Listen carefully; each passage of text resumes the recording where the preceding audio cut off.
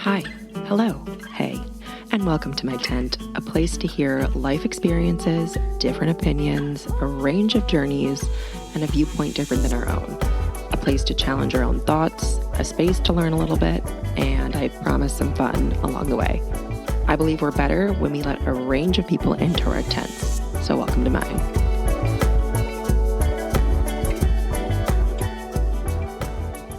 Did you know that our health is encompassed by way more than just food and fitness? Did you know I'm a health coach? What is a health coach? I can tell you. I work with individuals and groups to look at all aspects of life that help make us truly well. I have structured programs to help you create realistic, challenging but achievable, and long-term transformations that span long past our time working together. I help you take a multifaceted approach to your health, ranging from food, fitness, relationships, work-life balance, financial health, gratitude and joy, creativity, career, and more. If you are looking to make a health transformation, visit my website in the show notes or email me, sarah@sarahjohnstonwellness.com.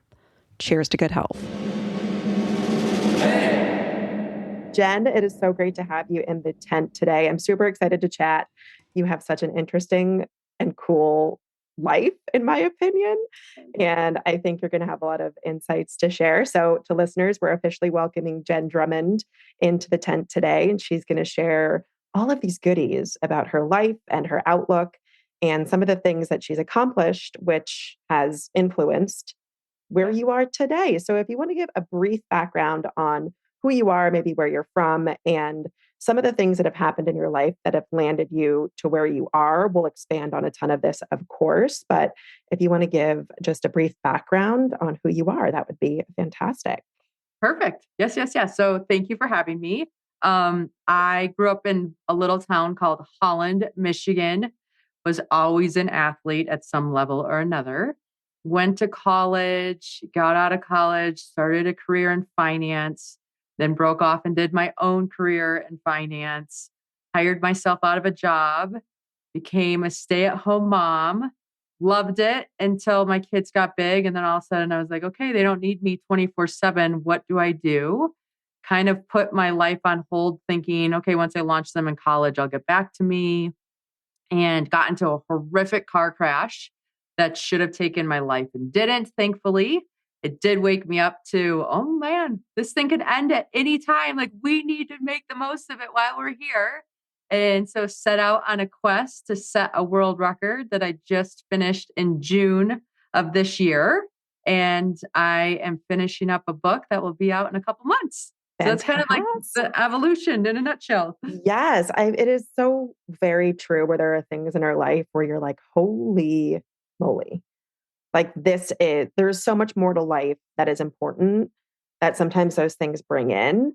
And we're so glad that you were here today. And that is a part of your story that I, think would have brought some fuel to your fire and kicked you off into some interesting ways into summiting mountains, quite literally, like climbing mountains, not metaphorically, but also physically. So you, within your, biography and what I was reading about you, were in the process of doing some summits. And then you got the challenge from one of your sons, I believe, to go after Everest, like the Everest. So Yeah.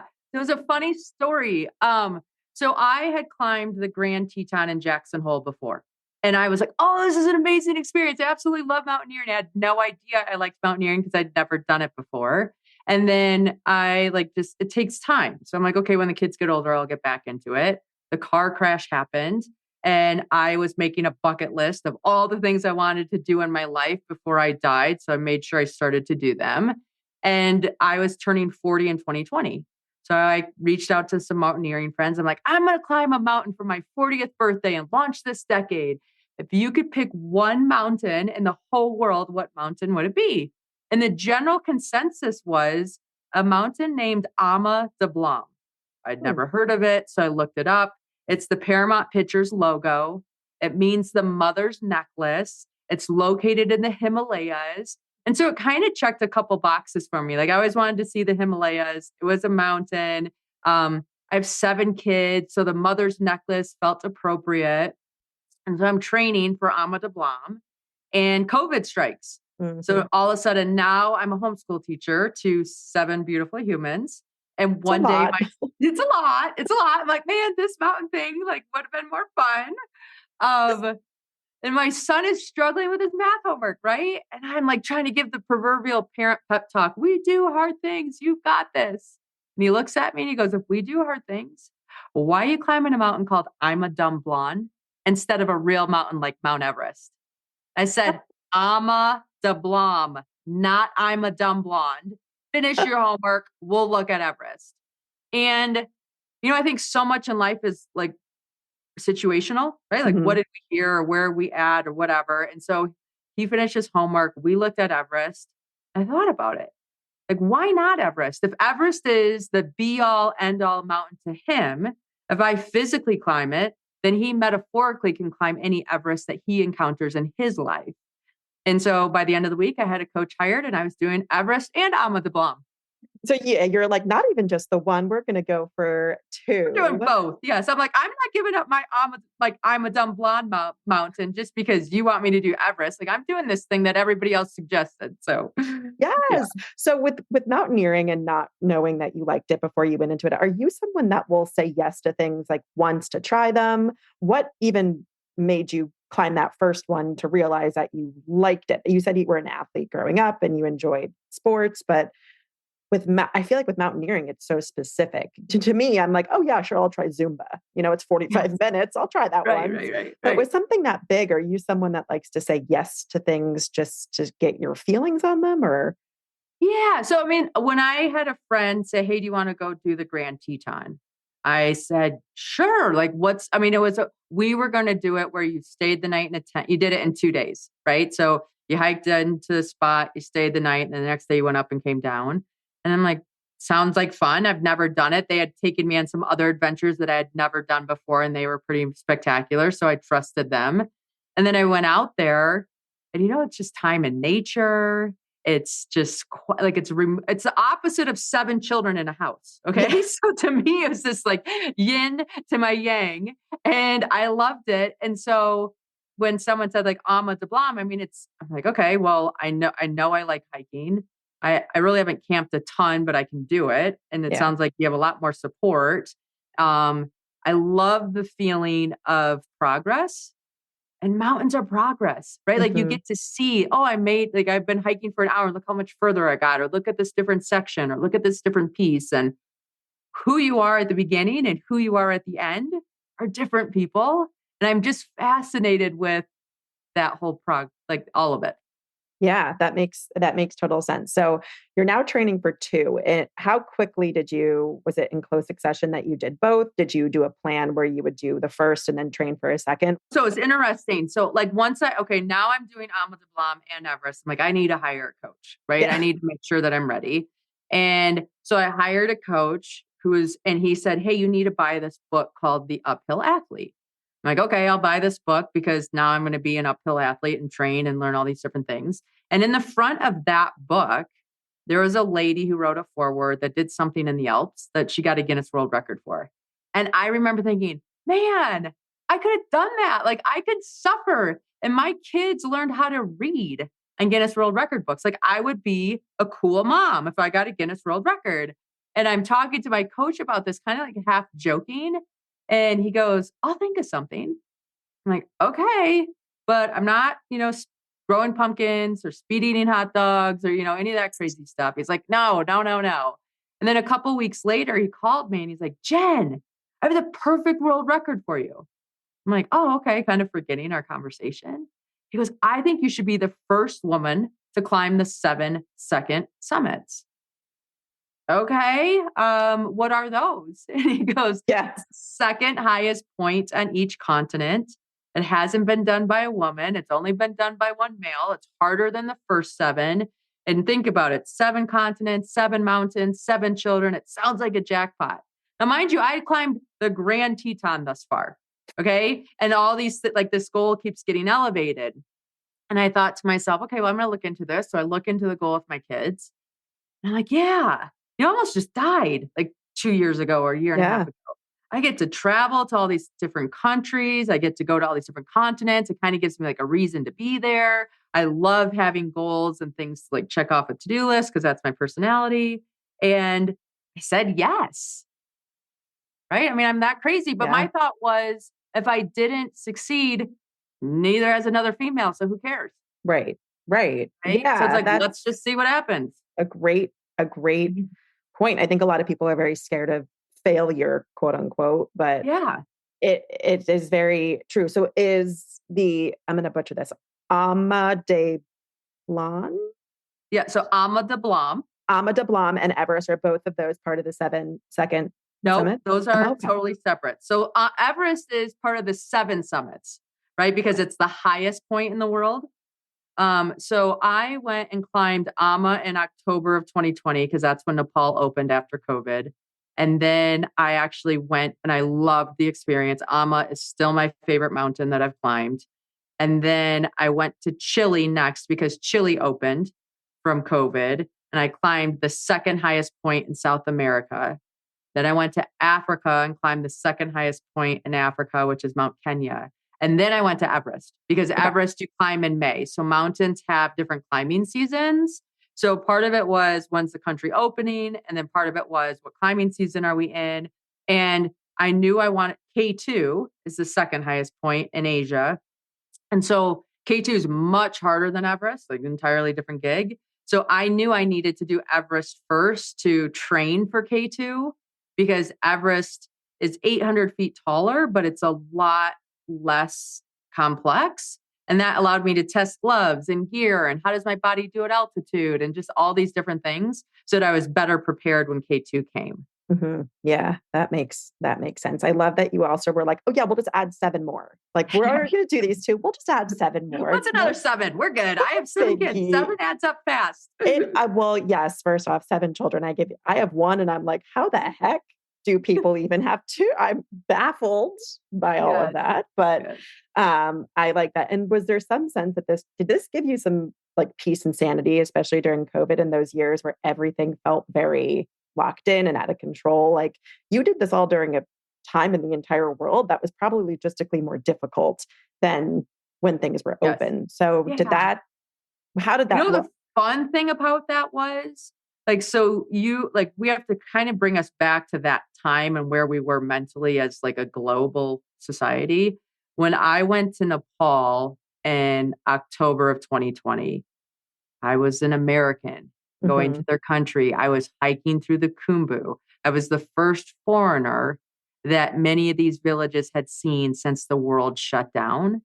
And so you're almost this like sign of life is going to come back to normal. Things Mm. are going to return, right? Like here's somebody that came to our like right? Like so it was such a special time to be traveling to these places because you were a symbol of normalizations around the corner. Mhm. And it felt really good to just see people again and connect to people and know that hey, we're good. You know, there's a lot of scare in the world, and especially in countries like Nepal, whose almost entire economy is dependent on tourism. Yep. And then you have these places that don't have TVs or Wi-Fi or these things as accessible. So you can only imagine, like, you know, COVID shut down and they had some of their highest years of travel to that area. And then all of a sudden there's no one. I mean, that's shocking to those environments. Yeah. And so then when you come back to those environments and you get to look at people and see each other for who you are, it was magic. It really was. Yeah. Have you had such wonderful experiences everywhere that you've traveled with the people that are from there and the people that you're interacting with? Like, how does the travel piece look in tandem with the challenge of actually summiting these mountains? What are some of your takeaways from interacting with the different people that you've met how many countries and places have you been to? Have you added? Oh, I mean, endless, right? But Yeah. like Yeah. each continent, right? So I've been to all seven continents. Antarctica is the only place that doesn't have people permanently living there. But each time you went to the place, because of the time that I climbed, you stood out because tourism wasn't returned anywhere to the norm. Um, and you just realize how different cultures are and how different people were affected. by such an environmental effect and just all the things. So I was grateful. The challenges were hard. The mountains had their own little thing, but the common thread was the human aspect of this pursuit and how awesome it is to connect with people that you can't even understand each other. Yeah. You know each other because you can look at each other and respect one another. Yeah, I love that. And my husband and I used to do quite a bit of traveling pre-COVID, and my son's only 15 months old, so that's a little Yes, tough, that's tough different. to go Yeah. down the street half the time. Yeah. But that was always one of my favorite parts too, is just talking to people, even if you can't speak the same language, you Right. can still communicate with these different types of people. And a lot of times they're so warm and welcoming into wanting to show you their country and everything that has to offer. So I'm glad that you've also had experiences like that that have come into it. Has there been anything else that's been surprising? Like, you know that you're going to go and summit a mountain. There's going to be challenging. You know that that's the activity. You're interacting with different types of people. Have there been any other surprising outcomes that you've taken away from each time you've traveled, either a high or a low, that you've brought Oh, into your next summit? yeah. I mean, I failed K2 my first time. So Mm. I had success on all of the mountains my first attempt until I got to K2. And so like when you have that momentum in the beginning, it kind of shocks you a little like, oh, wait, we don't just summit these things because we signed up, right? Yep. There's more to it. I had a teammate that passed away in an avalanche. Mm. So it was, you read about those kinds of stories, but then to actually have that be a story that's that close to you was mind numbing. And like it took me a while to metabolize that and understand all the things there. And then just I think sometimes we're so hard ourselves in the US about like women's rights and what's going on and how much progress we still need to make and blah, blah, blah, blah, blah. Then you go to some of these other countries and you're like, friends, we are doing just like we Yeah. have ways to go, but let's not forget to celebrate where we are because there are spots where it is so much worse than we are. So yes, let's please make progress, but let's also enjoy this. And like, let's be appreciative of how far we come because there's more to go, but we need to raise this bathwater for us because we need to raise it for women around the globe. It's a mountain. So we're in the Yes. maybe the middle of this mountain right now, but there are people that are still at the very, very Base. base and the bottom of that. And it is important to get that perspective. And I think traveling and doing things that scare you. And it's interesting that you just said that you didn't have success in that first time with K2. How do you, whether it is summiting a mountain, not getting a job, not getting a speaking opportunity, how has that shaped your view on failure? Because I always say failure is not a dirty word. It Right. is feedback. So how do you take some of those learnings when that it's a sucky feeling to be like, I Mhm. didn't do what I set out to do. How do you think of it and put that into your next steps forward? Yeah. So my K2 story is magic. Like it's just pure magic, but it wasn't pure magic till I got to see it all the way through. Hmm. So I came home early and then my kids came home a few days after camp, like to me, and they're like, hey, mom, did you summit? Did you summit? I said, no, I didn't, but I had success. And they looked Mm. at me confused, like, what does that mean? Like, who we show up as people is so much more important than what we achieve. And I had a person on my team that passed away and another person that got injured. And I decided to take care of my team and forego the summit this year because the mountain will always be there. So Hmm.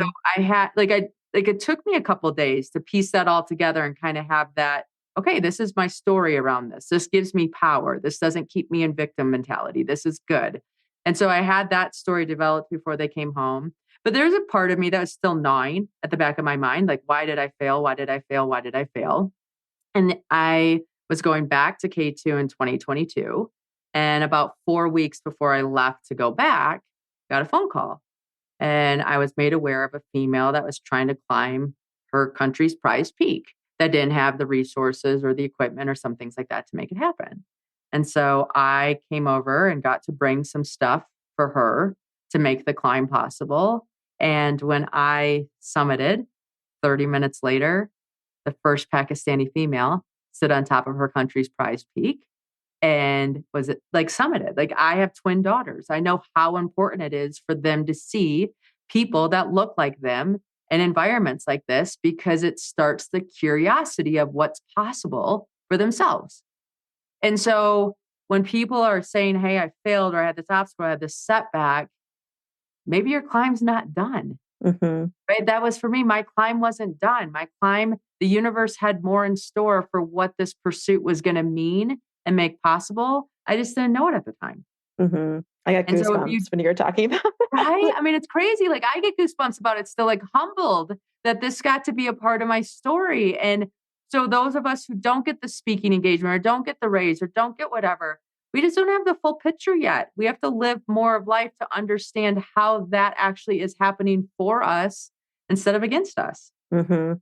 And you have now turned a lot of your journey and your life learnings into speaking and authoring. You have a podcast yourself. So, can you talk a little bit about how you work with others and your speaking engagements and how you structure that around everything that you've learned from your life in general, your mothering journey of your seven beautiful Yes, children and your yes. summiting journeys? And what are you doing with all of this now? And what are like your offerings to the world now that you're in this other kind of speaking, writing, podcasting? Yeah, yeah. So I'm so lucky. Like I have the family side I get to talk about being a mom.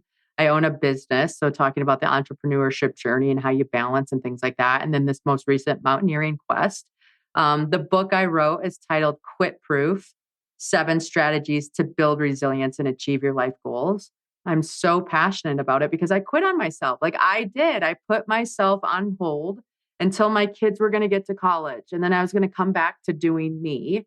And that car accident was a huge wake up call and said, no, like your life matters. Like you need to do things that inspire you too along the way.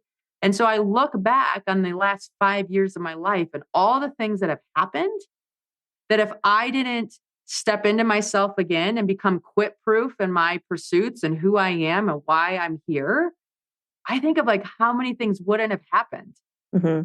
And so like I wrote this book because I'm like, listen, ladies, men, whoever you are, like this thing inside of you that gets you excited, that makes you want to see tomorrow, that makes you want to make more possible. You cannot quit.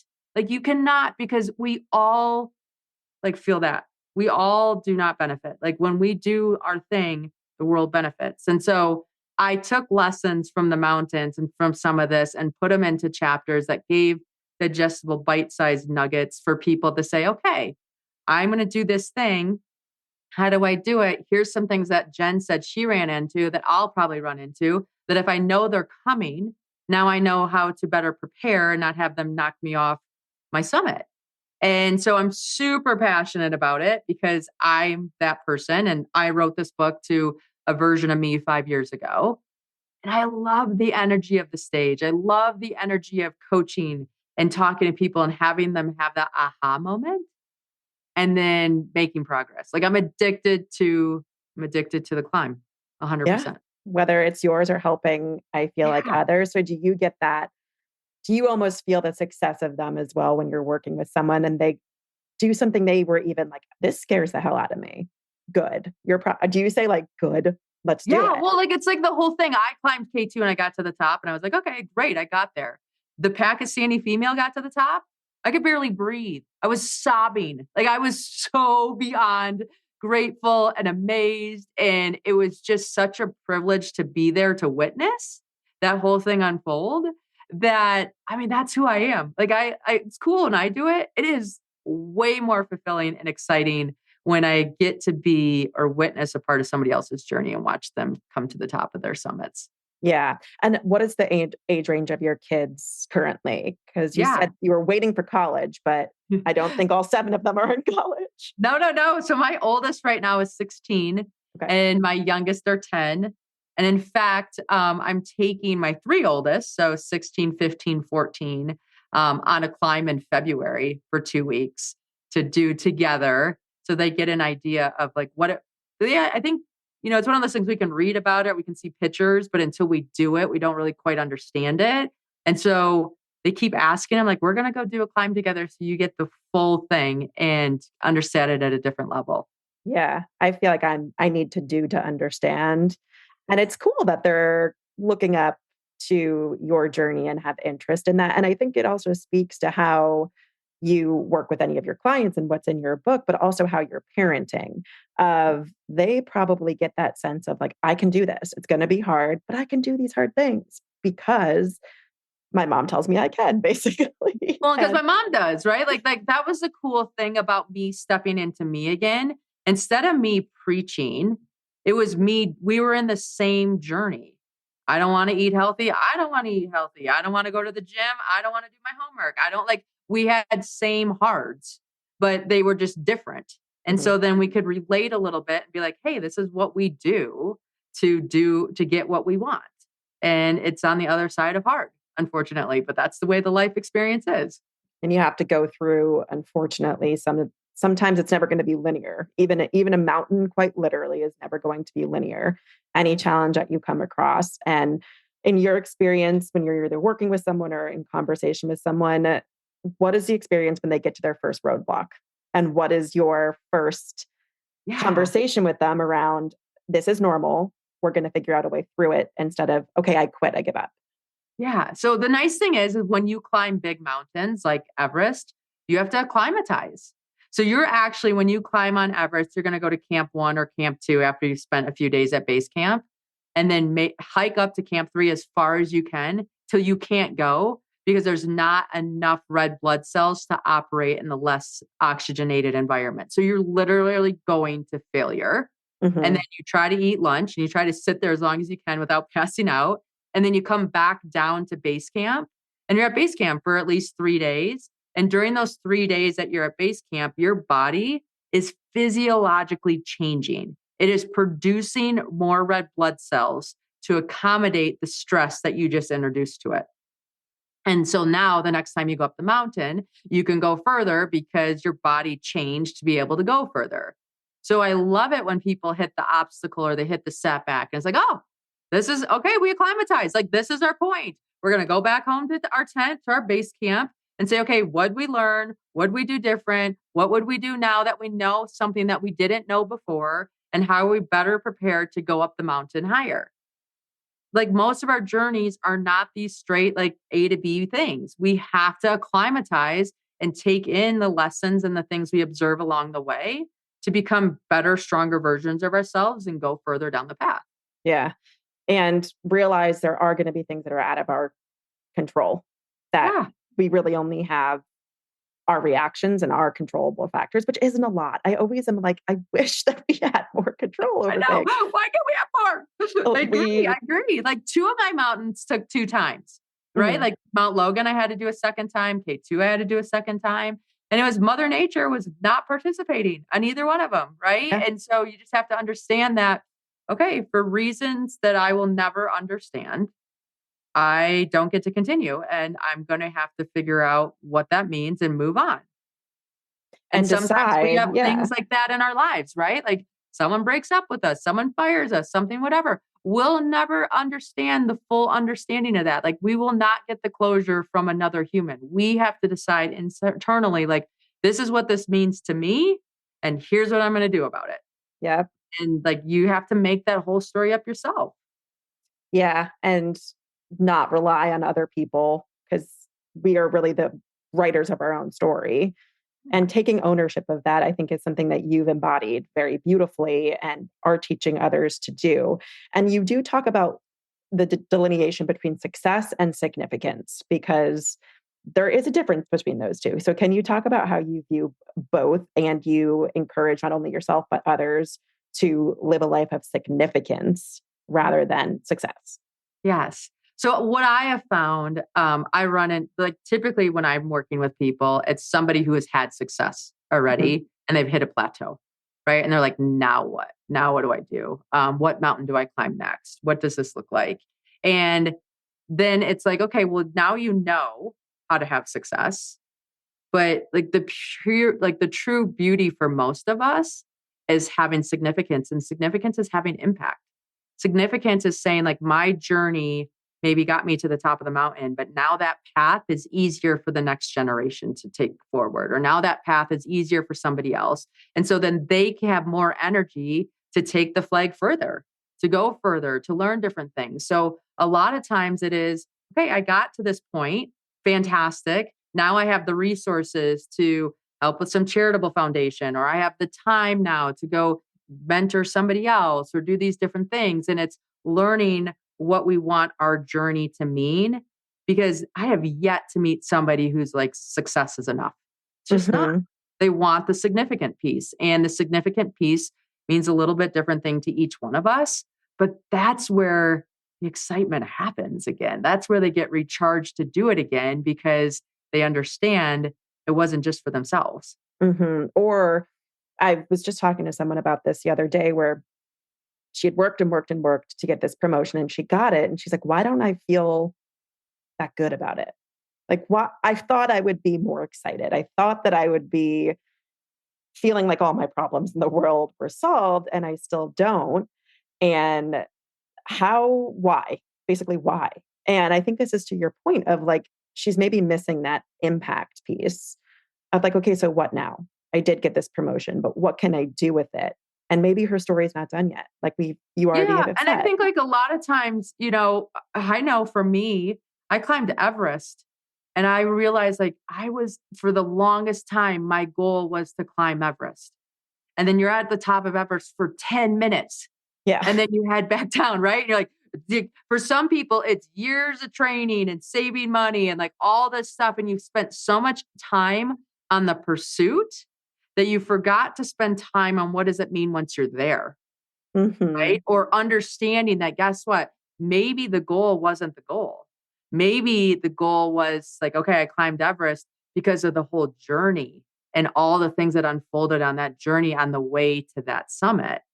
And so when we get to where we get the promotion or we get this thing, there's going to be a little bit of a letdown if we haven't figured out like, what does this thing mean once we have it?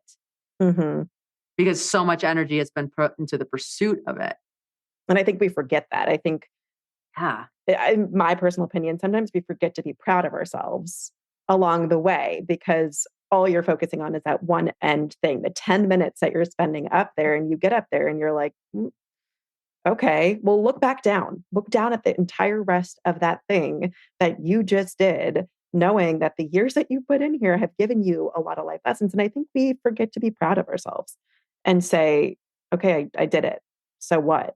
But there was a lot that went into that, whether it's physically doing something or making a big life change. I'm about to come up on some potentially really big life changes. Having a child was a huge life change after Yes. a grueling infertility journey. And it's like the kid gets here. And I almost had this moment of like, okay, now what? I'm like, well, I learned that I'm a badass and I learned that I can be a good mom. And I learned that I can do all these really hard things and encourage my son to be the same and do the same.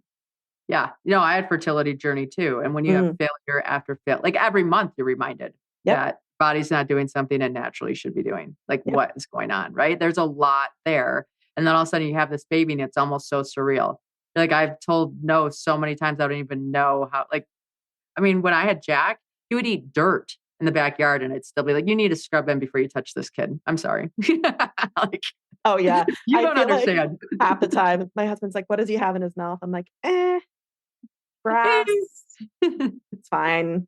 It's not a Fine. rock. I don't know. It's all good. But everything is going to teach you a little something along that way. And taking account of that and moving the goal is something that I even personally struggle with. It's like, okay, why can't I just be content when I do something? I Right. sometimes have that own internal conflict, but I don't think it's a bad thing to constantly either change or push or create new goals. It's the only way that we're going to move forward. So do you see a lot of people with resistance to that ever? Well, I have a lot of people asking me right now, like, what's next? What's next? Mm, Like, you just did this huge thing. And I'm like, actually, I'm not allowed to say yes to anything for the next 12 months. Like, mm, I put that restriction on myself because I want to have time to enjoy what I just did. And I think society drives us forward all the time. What's next? What's next? Like kids, people ask my kids, like, where are you going to college? My son's a junior in high school. oh my I'm like, gosh. how about we ask him what he likes most about his life right now? Like, Yeah. let's teach kids to be present by asking them about their current state versus always what's next. And so for me right now, it's teaching my kids and myself that it's okay to pause. It's okay to acclimate to all the things that just happened and like give yourself some time before you get into that next intentional pursuit. Now, I don't have a problem chasing things or desiring to do things. I mean, I have a bucket list that's going to take me 4 lifetimes to make it happen. So I know that that's not my problem. And those of you that are listening, you know who you are. You know if you have a hard time like getting started or if you have a hard time stopping. I'm a hard one to stop. I'm an Yeah. easy start. And so just understanding that about myself, it's been a journey of I'm going to be really intentional about my next move and I'm giving myself 12 months to just enjoy this last one. But for you, that's probably actually a little uncomfortable because you're Oh, so 100%. used. Like I love having something to go after. And when someone asks me that question, I love having an answer. Like for me to say, I'm learning how to sit with this and it's a lot of work. Like it doesn't sound like it is, but it's really challenging for It me. is. It is. And I think some people resist. I'm with you. I am always like moving, doing something. My husband's like, sit down, sit down. Why don't you ever sit down? I'm like, because I'm just buzzing towards the next thing.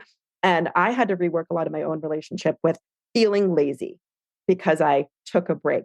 But there is immense value in the goal being do nothing, relish in these moments, be present.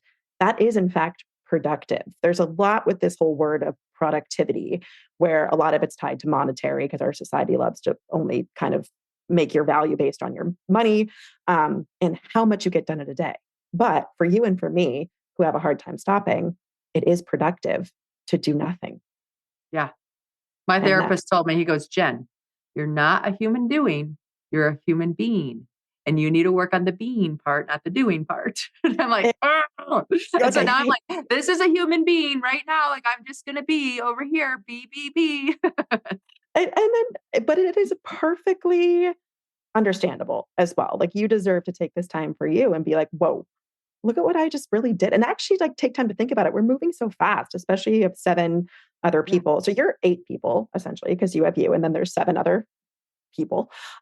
So it's good to sit down and pause. How has any of this come into the way that you parent and the way that you empower your children, things that you do with them? I know that you've mentioned a lot of it is just the encouragement piece of we do hard things.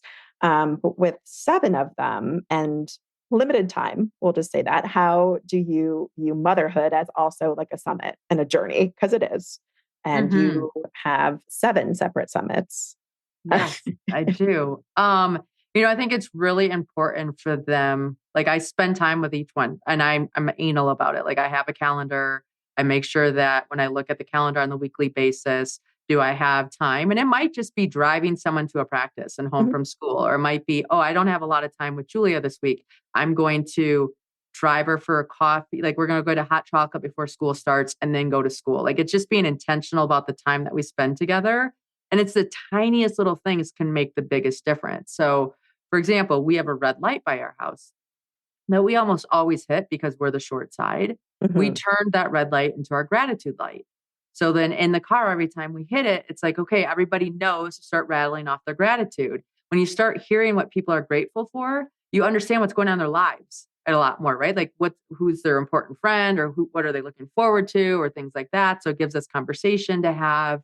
Um, I'm very clued into them. And I also know that we feel good when we're doing good things. Like I become inspired by doing inspiring things. So if my kids are starting to be mopey or unencouraged or like just depressed a little bit, we look at their calendar together and be like, okay, what do you like in your life right now? What do we need to do more of? Because that energy will spill into the other things that you're doing. And it's just teaching them by doing it yourself and then helping them with those skills of, oh, this bad feeling isn't bad. It's a sign that we need to make changes. So are we listening to it? And what kind of changes can we make? One of them, we had to move bath time to the night before school instead of the morning of school because it was just too much in the morning because they're a slower mover. Okay, fine. Those are things you're going to help your kids notice and build for them so that everybody's operating more optimal for how they operate. Yeah. And it's individual, which Yeah. is tough because I even have to set my 15-month-old is very opinionated for being 15 months old, and he's different than I am. You are who you are from the time being. But I love what you say about it doesn't have to be massive. And in terms of goals, a lot of times, even I personally get caught up with, whoa, I have a lot in front of me. Okay, well, what's 5 minutes of something I can do right now? I don't have to boil the ocean today. I do need to take tiny steps. And I think it can relate to what you were even saying about Everest. You have to go up a little, then come back down, then go up a little bit more.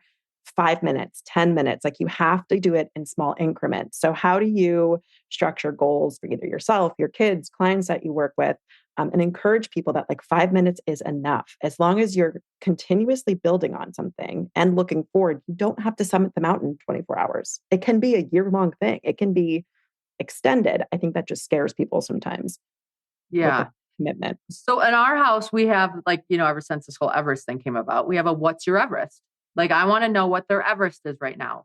And their Everest is what like we build our life around then, right? Because that's your biggest problem, or that's your biggest goal, or that's what you're trying to do. And then what does our, like, where are we? How far away is this thing? And where's the gaps? And how do we like bridge the gap? How do we close that gap so that it doesn't eventually exist? And you only can have one Everest, right? You can't have 10 Everests, because then all of a sudden you're working against each other or doing whatever. Not saying you can't have goals along the way, but if I'm training to be a track star and I'm trying to be a marathoner, I can't do both at the same time, right? It's Mhm. different muscles I'm training. It's different cardiovascular systems I'm training. It's different things like that. So it's prioritizing what our Everest is, and then understanding that our sacrifices are going to look different than others because our goals are different. Mhm. Yeah, that's very true. And sometimes I feel like in my brain, I'm like, I have 75 things that I need to do, and I need to do all of them right now, or my world will end. And then when I sit down and actually, I do like a yellow, green, red color coded list. Like green can wait, yellow, moderate, red is if you don't do this now, you're kind of SOL. And the visualization of colors helps me because I'm someone that's like, I need to get everything done. And if I can't, I'm a quote unquote failure. Failure. Yeah. And so it's been a lot of just reorganization of how I think of my day and my time, because our time is also money. Our time's Hmm. currency, and how we spend that time is important. And I feel like this pause for you is almost like you're paying yourself the salary that you deserve to relish in everything that you've just done. And that's Yeah. awesome. I love Yeah. that. Yeah. I love it. I'm grateful. I'm amped for you. So you also you're a podcast host yourself. So Yep. on your show, what are some of the things that you talk about? What are some of the messages and the takeaways and the types of people that you're chatting with over Yeah. there? So so it's my podcast is called Seek Your Summit. And I share stories of people on how they got to their summits, right? So that's fun in some front. I am building my own new summit, right? With this business of coaching and talking and writing a book. So I'll interview people that have helped me on my journey in case that somebody else is on a similar journey and they can help them. So that's been fun. And then I love podcasting, right? Like I love people's stories. Like, who are you? What makes you tick? Why did you do this? What's your like little life hack? And I just, honest to God, I'm gonna have to start releasing more episodes because I keep interviewing too many people. It's so fun. And I always say, everyone's like, oh, it's so great that you let people have access to these conversations. I'm like, I get to have the conversations. And Yes, I yes. have learned so much. And I love that you take that approach on yours as well, because I think it's better when we listen to someone else's story. So I'm also a big believer that there's not someone that you couldn't find some relationship in some way with if you just sat down for 15 minutes and talked. Have I ever summited Everest? No. Have I ever even really climbed a mountain that wasn't like down the street from me? No. But even over the The course of this, lessons apply. Yeah, the lessons apply to all of us. And it's funny because, like, I'll give you a thing on my business. So, my financial service business, I went to an RV show, and the RV show had a company that like did private labeling of soap. So mm, then if like a repair place for the RV show, like where you put into the bathroom or whatever, all that soap would have that company's labeling on it. yep. And I was like, oh, that's interesting. Well, then I'm in my business meeting working with an institution and putting in together a platform. And I'm like, oh, what happens if we white label this or private label this, just like that RV place did? Does that fit like your need with what's happening? They're like, that's exactly what we need to happen because we need to build our brand, not another brand that comes through our institution. And so you never know where you're going to get these like little weird things that you pick up on that you're like, oh, wait, I can apply that concept here over there and do this. And all of a sudden you're solving problems because you're collecting little tidbits in the life that you're living. You're 10. I'm telling you, you just invite everyone in because someone's going to give you something that is valuable. And if you just take the time to actually be like interesting without judgment, I know without getting, people get very triggered sometimes because I talk about anything and everything. And some people are like, whoa, too much info, but whatever, then don't listen to it. But it's our stories that matter. What type of finance were you in? That's just me out of curiosity. Yeah. So like private financial advising, set money aside into a Roth IRA or 401k or what are your investments are you picking? Yeah. And so working with individuals to help them set money aside for their goals, right? Which I loved because I loved it when they could send junior to college or they could retire or do all those pieces. So getting into the mountaineering was fun because it's the same thing. It's just a little bit different spin. And I found that I can help people with their money. I can help people with their health. Mm-hmm. But if I don't help what's in between these years, mm-hmm. they don't get to know how to enjoy it or experience or have fun in this game of life. And so really that's what set me on this other path because what goes on between our ears makes everything else fun. Yeah. It's your impact. Yeah. Success is like, sure, I have money in the bank. Okay, great. That's nice. I mean, we all have to pay our bills and, do whatever. Right. But at the end of the day, if I'm not happy with what I'm doing as a person, what am I even doing? What am I doing? Yeah, exactly. Like, I promise you, like, I remember being at Everest Base Camp and at nighttime, you would see the Milky Way go over, right? Mm-hmm. You can watch it rotate over and you sit there and you think, we're the most insignificant creatures on this planet. Yep. And we make things so hard and so serious and so crazy. It's like, just relax, just have fun. Like, are you kidding me right now? We have a moon that moves the ocean. And it's like, what? We rotate around a ball of fire. It's like just bizarre. It will never be lost on me. Sometimes I get freaked out when usually when I have insomnia, I'm like, the world is so big.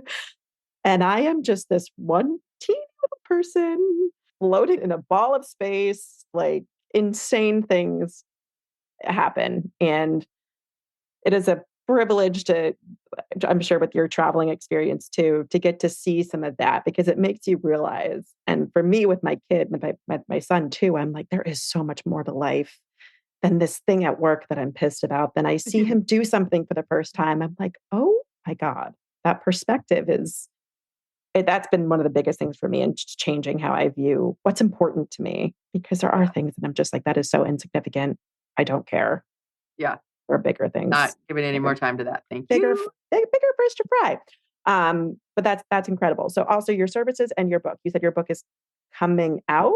Yes. So Quit Proof, 7 strategies to build resilience and achieve your life goals. It's available for pre-order right now, which is super exciting. Yeah. Comes out January 9 of 2024. Okay. But those that pre-order, we're doing like the fun freebies, right? I'm giving some footage from some of the climbs that people haven't been able to see. I'm doing some resilience exercises that I do that didn't make it into the book because there's only so many pages that somebody wants to read and all that kind of fun stuff. So the pre-order is definitely worth it. But I'm super excited about the book. Amazing. I will be tagging it all in the show notes as well. So is that available via your website? Yeah. So you can go to jenndrummond.com and it will bring you to Amazon. You can order from Amazon right now.